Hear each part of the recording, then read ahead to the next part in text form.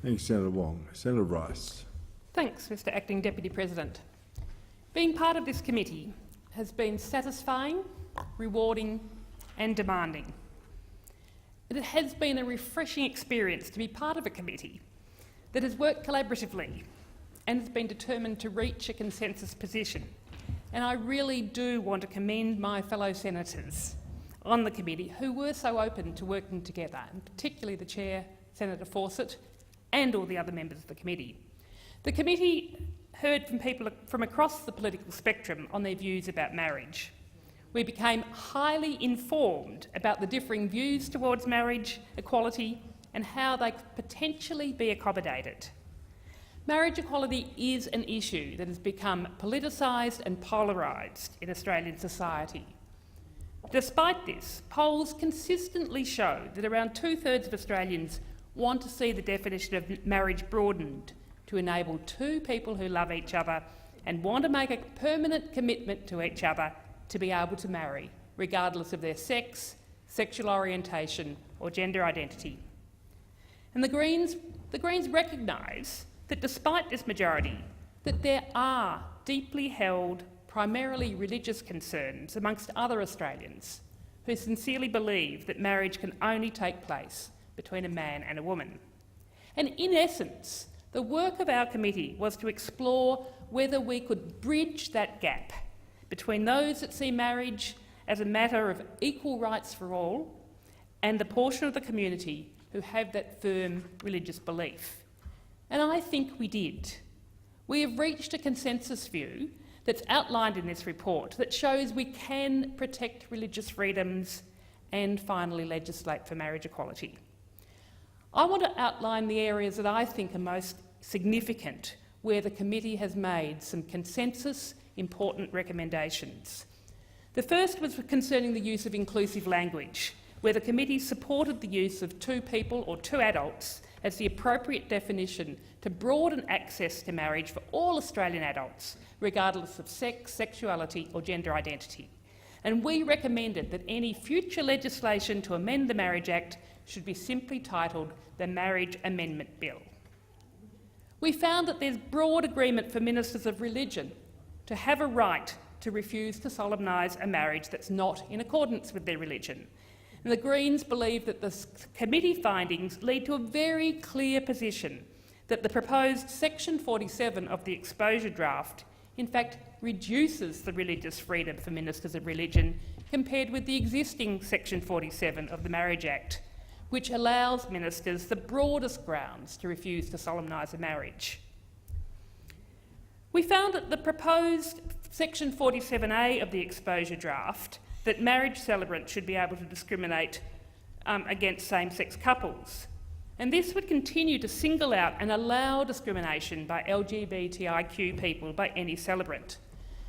Importantly, the committee has proposed that instead of allowing a blanket discrimination, a better way forward is to create a class of independent religious celebrants, so that those celebrants who wish to be able to refuse to solemnise same-sex marriages on religious grounds would be able to do so. And this would then enable a clear distinction between those celebrants with religious beliefs and civil celebrants who conduct secular marriages on behalf of the state and who wouldn't be able to discriminate. And the Greens fully support and endorse these proposals. A key issue addressed by the committee was the proposed new Section 47B of the exposure draft that stated that a religious body or a religious organisation should have a right to refuse to provide facilities, goods or services for or reasonably incidental to same-sex marriages. Regardless of the views as to whether this was appropriate or not, the committee recognised that Section 37 of the Sex Discrimination Act already provides an exemption for religious bodies and organisations, and as such, further exemptions aren't needed. The committee thoroughly considered the international human rights context of the issue of equal marriage.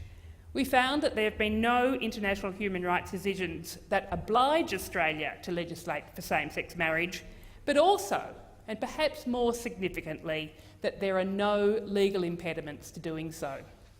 It's notable that the only UN Human Rights Committee considerations and findings on equal marriage, Joslin versus New Zealand, was in 1999. And despite finding that New Zealand was under no legal obligation to legislate for equal marriage, nonetheless, New Zealand did so in 2013. Just the other side of the ditch, and so similar to us. So come on, Australia. The Greens believe that Australia should reflect the views of the majority of the Australian population and act to end discrimination for LGBTIQ Australians and legislate for marriage equality, as over 20 other nations have done. The committee spent a lot of effort considering how to best balance the rights of non-discrimination for lesbian, gay, bisexual, transgender, intersex and queer Australians and the protection of religious freedoms. And we didn't come to a definitive position on whether there were any grounds for discrimination on religious grounds by commercial providers of goods and services, for example, florists, photographers and wedding cake bakers. What the committee did find, however, was that these issues went beyond marriage and intersected with our anti-discrimination laws. And the Greens believe that any further consideration of the balance between religious beliefs and the right to not be discriminated against should be addressed in the context of our anti-discrimination laws, not through the Marriage Act. We further believe very strongly that our existing anti-discrimination laws are already sufficiently robust so that legislating for marriage equality can happen now, and it does not need to wait for any review or reconsideration of these laws. We also know that there are massively greater numbers of florists, photographers and bakers who would be thrilled by legislation for equal marriage rather than challenged by it. That said, we are supportive of reviewing our anti-discrimination laws to consider strengthening current protections for religious freedoms.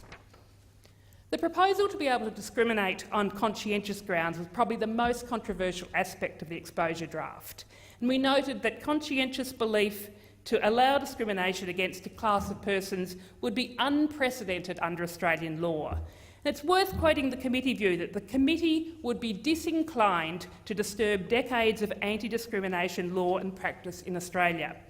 Now, I particularly noted the Australian Human Rights Centre's view that the idea that a personal moral view could be used to treat someone unfairly because of a particular attribute strikes at the very heart of the rationale for our discrimination laws to begin with, which is all about ensuring equal treatment regardless of particular personal attributes.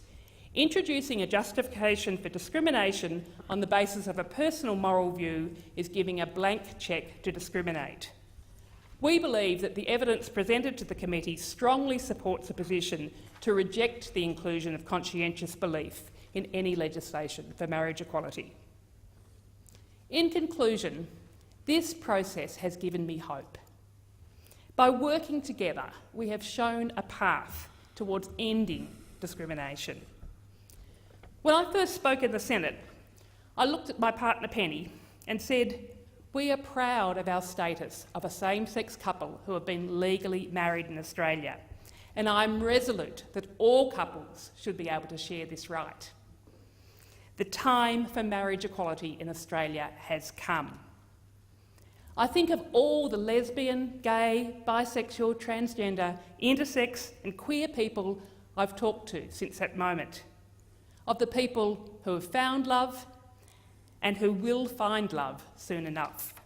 To them, I say, have hope. You will be able to show your love before the law. It might be overdue, but it's coming.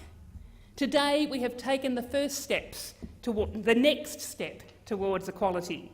We have shown that the Parliament can work together, and we can do this.